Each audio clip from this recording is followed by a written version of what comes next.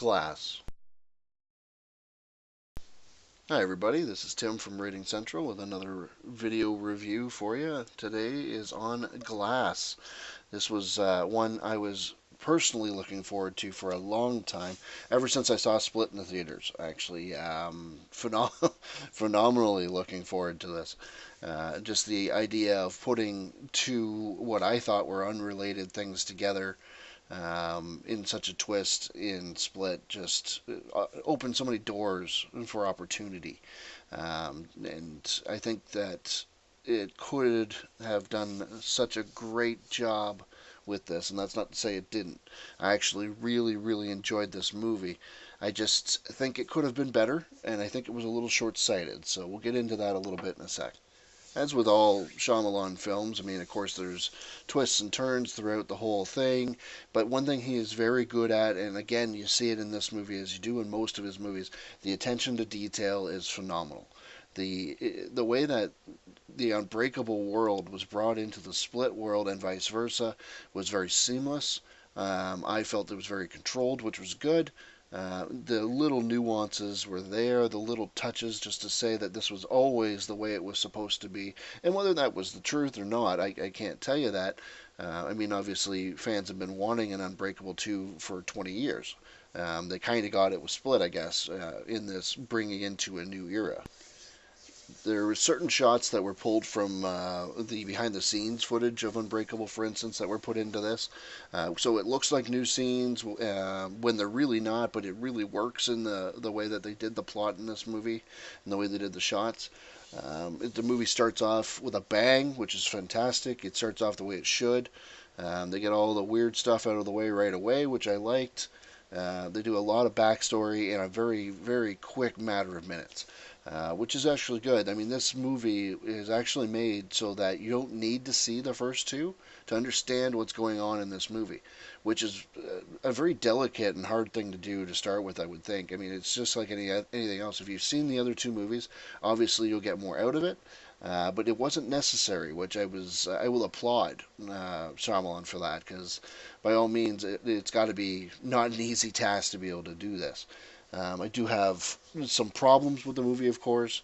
Like every movie, there's no such thing as a perfect movie. There never will be.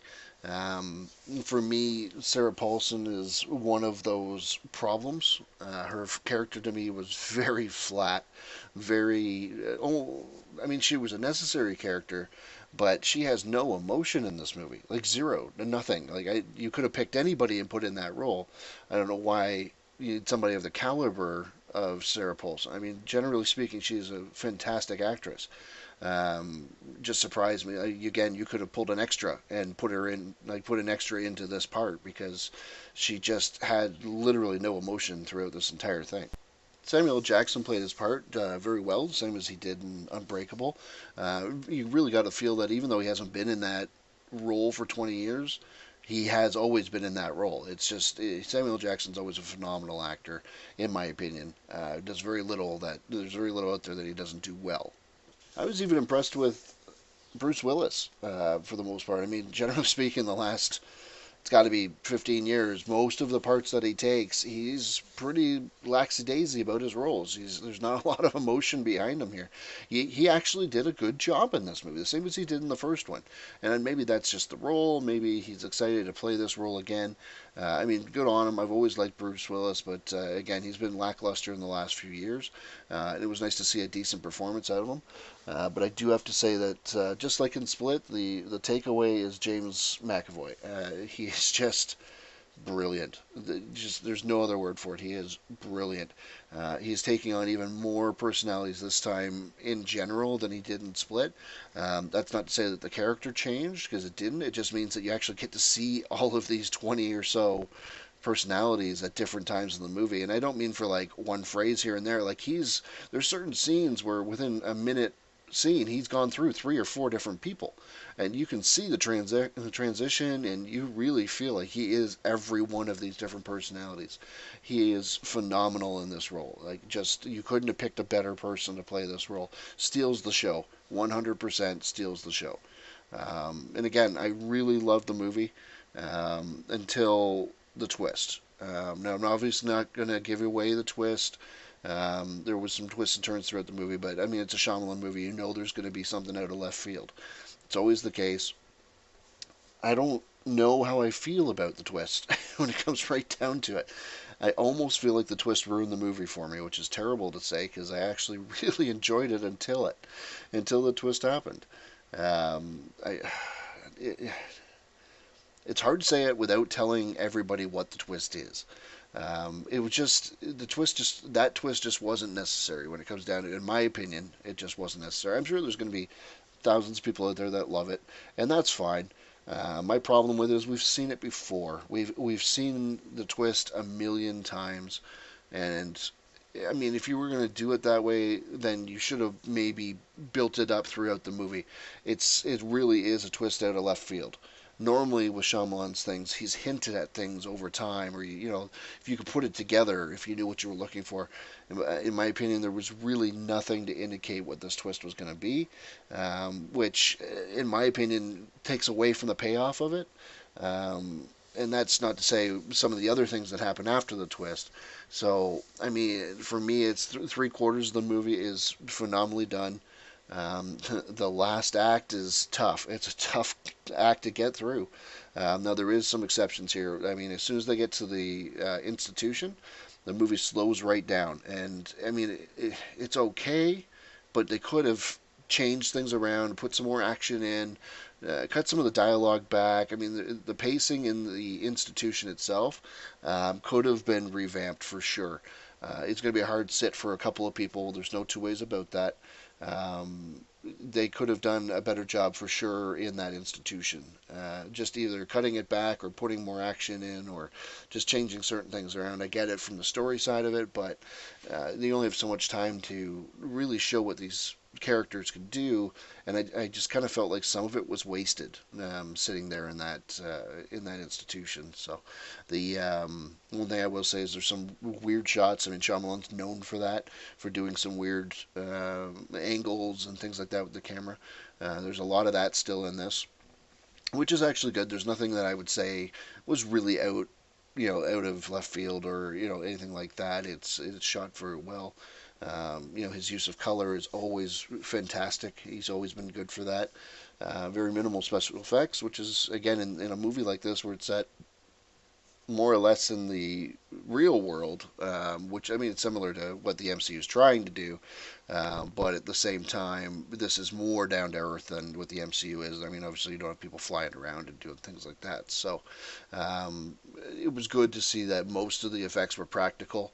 I mean, obviously there's a bit of CG here and there, I'm sure, but it's little nuances that you won't really be able to pick up or that don't change the way the film is, which is again, it's good. It's a tough one for me to mark, though. It really is. Lately, in my written reviews on my blog, I've been doing it at 10 stars instead of 5 just because it was a lot easier to give it half points and things like that. Because of that ending, I can't. I mean, if that twist wasn't there, if it had ended before the twist, or if they had ended it a different way, I probably would have given this like an 8 or an 8.5 out of 10. Because that twist is there, I can't go any higher than 6.5 on this. It sounds terrible considering how much I'm sounding like I really enjoyed the movie. It just that twist just for me ruined it. And again, maybe I'm wrong. Maybe there's a lot of people out there that won't find that, but I can't get past it. I was supposed to put this review up 2 days ago, and I literally took 2.5 days to think about this before I put the review up because I couldn't understand in my own head how the twist could have affected me that much in this movie. But it really did. And I don't like to say that, but you have to rate the movie as a whole. And unfortunately, as a whole, it's only about a 6.5. Again, most of it was fantastic and the acting was superb, but if you don't have the story to back it up at the end, you can't get those marks. So I mean, it's going to be in a 6.5 out of 10 for me. There is another reason for that too. I feel like there was a big lost event here. I mean, Shyamalan had a chance to do something with his future here, and I feel like because of that twist, he may not have a future now. And there was a lot of things that were unnecessarily done, in my opinion, to make it so that the future is kind of bleak for these two films. And I mean, as a fan of Split and a fan of Unbreakable, which I think both of those movies are timeless movies, in my opinion, it made me sad to walk out of the theater and feel that way about this movie. So, I mean, as always, I'm just a guy. I'm not. I have no degrees or anything like this. So, by all means, please, if you feel differently, then feel differently. Go see the movie. It is 3/4 away for me. It was phenomenal. So easily still worth the price of admission. And again, the only reason I'm giving it a 6.5 instead of an 8.5 is that twist at the end. And again, that twist might not be a big deal for you guys. So if that's the case, I hope you enjoy it. So again, this was Tim from Rating Central. The movie was Glass, and 6.5 out of 10. I mean, it's not as good as I would have liked it to be, and maybe there was some things that could have been done differently to change that. For me, really, the deal breaker was that ending. So, which I had heard from other critics and read other reviews as well, and I was hoping not to believe it, but unfortunately, it ended up being the case for me too.